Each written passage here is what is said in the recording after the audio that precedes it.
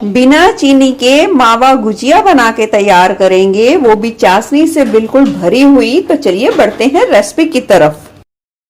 गुजिया बनाने के लिए यह मैंने 250 ग्राम के करीब लिया है मैदा।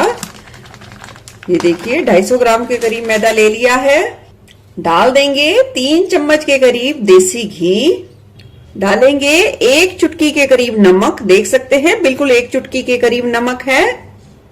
अब सभी चीजों को अच्छे तरीके से मिला लेंगे और चेक करेंगे कि हमने जो घी की मोयन डाली है वो बिल्कुल परफेक्ट है या नहीं।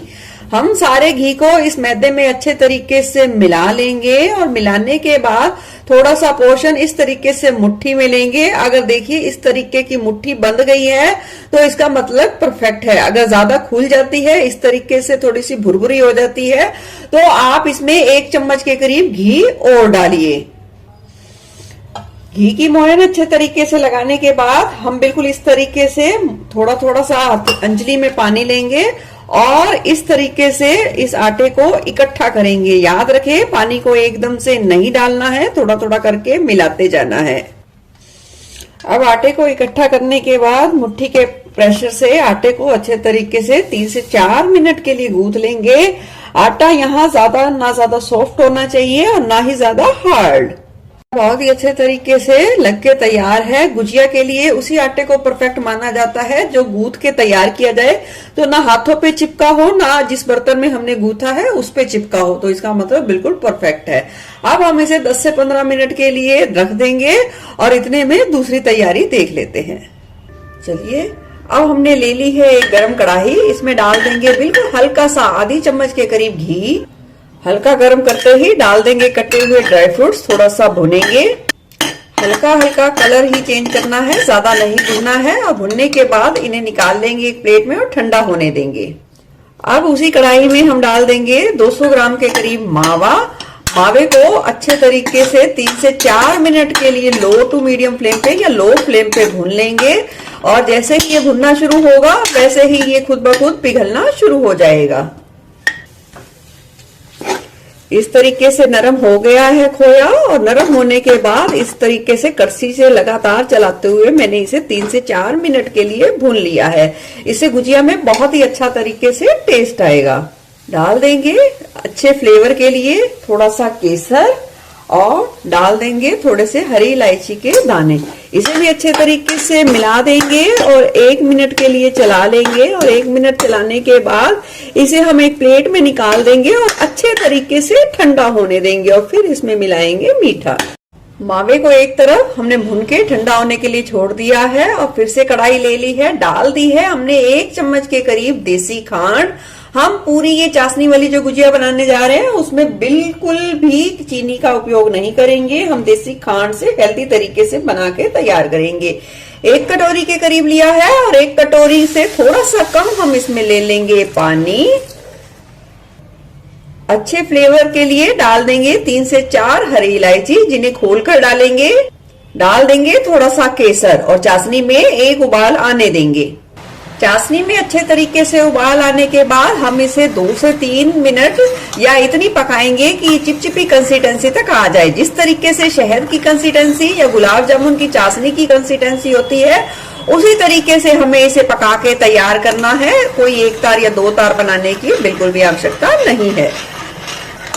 2 से 3 मिनट पकाने के बाद इस तरीके से हम लेंगे और इस तरीके से उंगली में देखेंगे तो कितनी अच्छी चमक आ गई है। ये देख सकते हैं शाइन की लेयर बन जाएगी।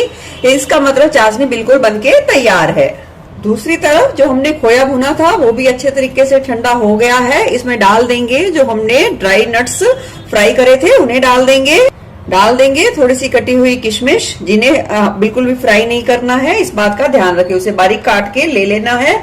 क्योंकि मावा भी मीठा होता है तो हम इसमें कम मीठे का इस्तेमाल करेंगे और वो भी हेल्दी इस्तेमाल करेंगे। तो यहाँ मैंने 1 छोटा चम्मच के करीब फिर से देसी खांड डाल दी है और सारे मिश्रण को अच्छे तरीके से मिला लेंगे। मावे को अच्छे तरीके से गुजिया के लिए तैयार करने के बाद देख लेते हैं नेक्स्ट प्रोसेस। गुजिया के लिए जो हमने मैदे का आटा लगा के तैयार किया है वो बहुत ही अच्छे तरीके से परफेक्ट कंसिस्टेंसी में आ गया है। हल्का हल्का सा हम 1 मिनट के लिए थोड़ा सा फिर से इसे गूंथ लेंगे मुट्ठी का प्रेशर देते हुए।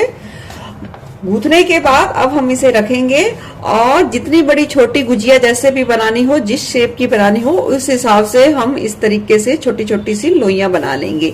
यहाँ मैं 2 तरीके की गुजिया बनाना बताऊंगी, तो जिसके लिए मैं कुछ छोटे पेड़े यानी कि छोटी लोइयां बना के तैयार करूंगी और थोड़ी सी मैं बड़ी भी बना के तैयार करूंगी।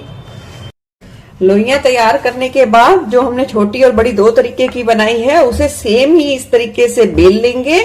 ना ज्यादा पतला रखना है और ना ही ज्यादा मोटा रखना है, इस बात का ध्यान रखें। कुछ इस तरीके से। चलिए 2 छोटे वाली सेम आकार की हमने ले ली है ये पूड़ियां, ये देखिए।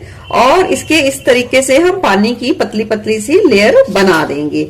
रखेंगे स्टफिंग को ना ज्यादा रखे कम और ना ज्यादा रखे ज्यादा, और इस तरीके से दूसरी पूड़ी को चिपका देंगे। इस तरीके से आप चाहे तो दूसरी पूड़ी पे भी हल्का हल्का सा पानी का लेयर बना सकते हैं।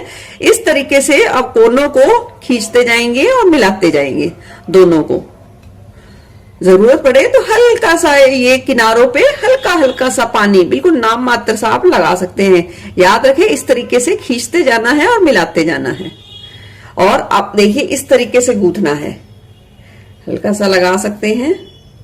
इस तरीके से खींचते जाओ और उसे मिलाते जाओ प्रेशर देके। ये देखिए इस तरीके से खींचते जाएं और मिलाते जाएं। ये देख सकते हैं कितनी परफेक्ट गुजिया बनके तैयार हुई है। डिजाइन कितना बढ़िया है, वो भी बिना सांचे के। इसी तरीके से दूसरी बना के तैयार करेंगे। ये थोड़ा बड़े साइज की पूड़ी ली है। इस तरीके से किनारों पे हमने थोड़ा सा पानी लगा दिया है और बीच सेंटर में ही हम इस तरीके से ये मावा की फीलिंग रख देंगे और इसे इस तरीके से फोल्ड कर देंगे और उसी सेम तरीके से इस किनारों को हल्का हल्का सा खींचते जाएंगे। ये देखिए कुछ इस तरीके से खींचते जाएंगे और फिर इसी तरीके से खींचेंगे और फोल्ड करेंगे। ये दूसरे तरीके की गुजिया बनके तैयार है। आपको बिना सांचे के ये बना सकते हैं और जो भी आपको पसंद हो उसे आसानी से बना सकते हैं। और इस तरीके की गुजिया का कोई फटने का कोई भी चांस नहीं होता। बिगनर भी बहुत ही अच्छे तरीके से बना पाएंगे। चलिए सारी गुजिया हमने इस तरीके से बना के तैयार कर ली है। अब करते हैं फ्राई करने के लिए घी को हमने हल्का गरम कर लिया है। याद रखिए ज्यादा गरम नहीं करना है और शुरू में जो गैस की आंच रखनी है बिल्कुल लो पर रखनी है। कम से कम 7 से 8 मिनट के लिए लो पर रखनी है और गुजिया को बिल्कुल भी हिलाना नहीं है, इस बात का ध्यान रखें।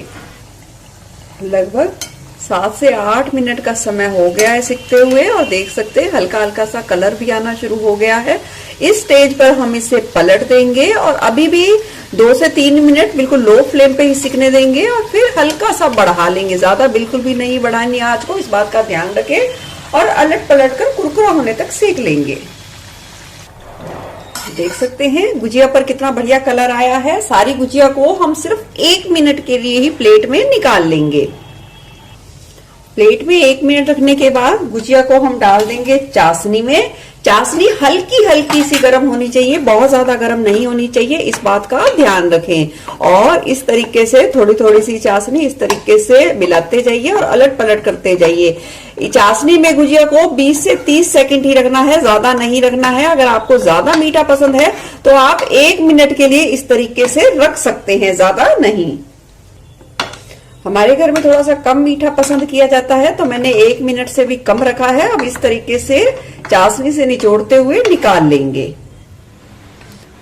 होली और ईद की स्पेशल गुजिया बनके तैयार है। बहुत ही ज्यादा टेस्टी बनके तैयार हुई है और वो भी हम बिना चीनी के हेल्दी तरीके से बनाकर तैयार की हैं। आप भी इसे जरूर बनाइए और अपना फीडबैक शेयर करना बिल्कुल ना भूलिए। फिर मिलूंगी ऐसे ही बढ़िया रेसिपी के साथ। Eat healthy and stay healthy. धन्यवाद।